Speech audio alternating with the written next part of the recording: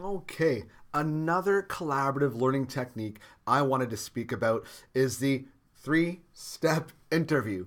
In the three-step interview, what you'll do is you break your class up into groups of approximately 8.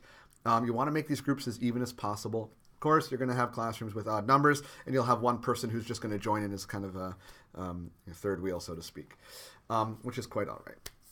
So, in this activity, you've broken your class into groups of 8. Now, from these groups of 8, you're going to further subdivide the class into groups of 2.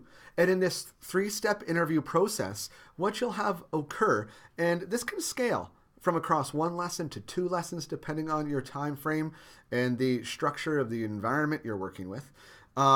What you'd have occur is that these 2 individuals, this pair, are going to interview each other, ask each other questions, and interview each other.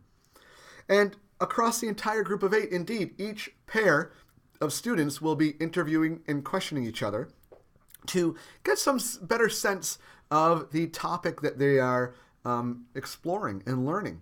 Once this pair has had some time to interact and question each other, then what you're going to do is you're going to have those 4 groups of 2 come back to their group of 8 and share with the entire group.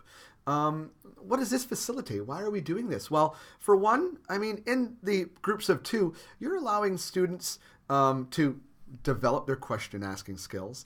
You're also giving them some time to think and synthesize the content they're working with in a more dialogue sort of situation, so they're not getting overwhelmed as part of a larger classroom chat.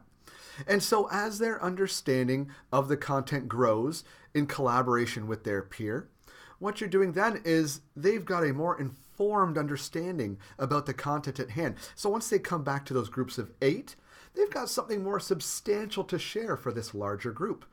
And then you can even take it one step further, have all those groups of 8 come back to the class and report in a group-wide forum. A variety of tools you can use to do this, again, whether it's Google Docs or Padlet or MindMeister, a chat room like today's Meet. You can pick from a variety of these different things to facilitate this activity. The idea is that initially you pair up your students so that they can have a dialogue with each other about the content.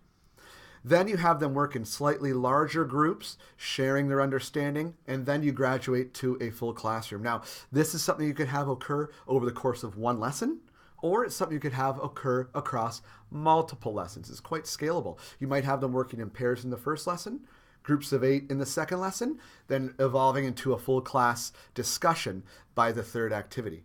All right, so I think I'll leave the three-step interview process at that. It's a really good one. Give it a shot.